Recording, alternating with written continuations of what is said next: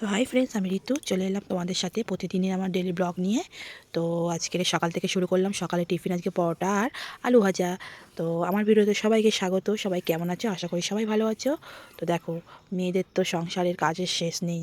কাজ করতে করতে হাঁপিয়ে পড়তে হয় মেয়েদের। তো তারপরে দেখো, এদিকে মেয়েকে স্কুলে পাঠালাম, হাজব্যান্ড কাজে গেল, তারপরে ঘরে রান্না নিয়ে শুরু করে দিলাম। এই যে আজকে ছাঁট ভাজা করবো আর কলমি শাক ভাজা হবে। তো সব ভাজাভুজি হবে আর ডাল হবে। তো দেখো, এটা মেয়ের মিশো থেকে অর্ডার করেছিলাম। কালারটা কেমন হয়েছে কমেন্ট করে জানাবে। আর একই আমার মায়েরও। তো আমার মেয়ে বলছে, মা আমার আর দিদি একই একই, তুমিও একটা কিনে নাও, পুজোর সময় তুমি আমি আর দিদি পরে বেরোবো। তো আমি বললাম ঠিক আছে, আমারটা পরে অর্ডার দিয়ে দেবো। তো দেখো, এদিকে রান্না হয়ে গেছে। ছাঁটটাকে ভাজা ভাজা করে নিয়েছি, ওর মধ্যে একটু মাংস দিয়ে নিয়েছি যাতে একটু বেশি হয়। আর পাতলা করে মুসুর ডাল বানিয়ে নিয়েছিলাম। আর এই যে আমার দুষ্টুর মাছ সিদ্ধ আর শাক ভাজা। শাক খেতে গেলে তো হয় না, শাক বাছতে হবে, ধুতে হবে, কাটতে হবে, কতটা টাইম লাগে বলো। তো খেতে তো ভালোই লাগে। আমার মেয়েও শাক ভাজা খেতে খুব ভালোবাসে আর আমিও খুব ভালোবাসি। তো তারপরে খাওয়া দাওয়া হয়ে গেল, ভাত। তারপরে মেয়েকে স্কুল থেকে আনতে গেছিলাম। তো ও বললো, মা আমাকে একটা মিষ্টি কিনে দাও। তোকে একটা মিষ্টি কিনে দিলাম আর আমি একটা মিষ্টি খেলাম। তো তারপরে বাড়ি এসে দেখো, মেয়েকে দেখাচ্ছিলাম, বাবা এই শাড়িটা নিয়েছি, কেমন হয়েছে বলতো। বলছে, মা কালারটা খুব সুন্দর হয়েছে, তুমি কি এটা বিয়ে বাড়িতে পরে যাবে?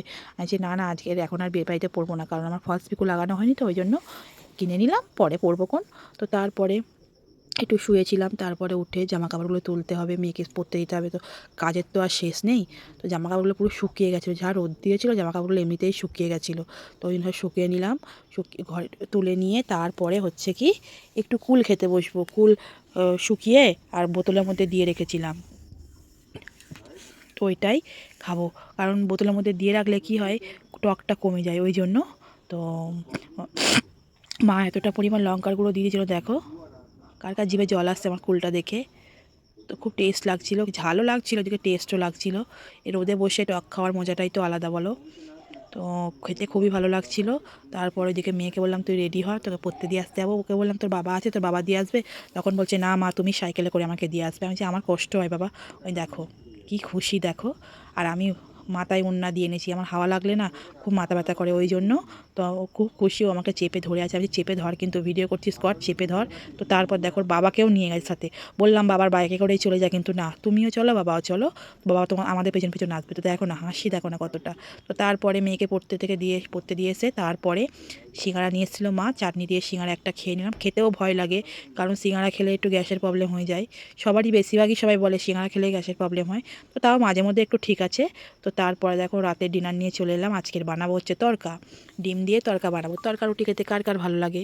আমার মেয়ের তো খুব পছন্দের খাবার একটা তড়কার আর রুটি। তড়কার থেকে তো রুটিটা বাদ দিয়ে তড়কাটাই খাবে ও।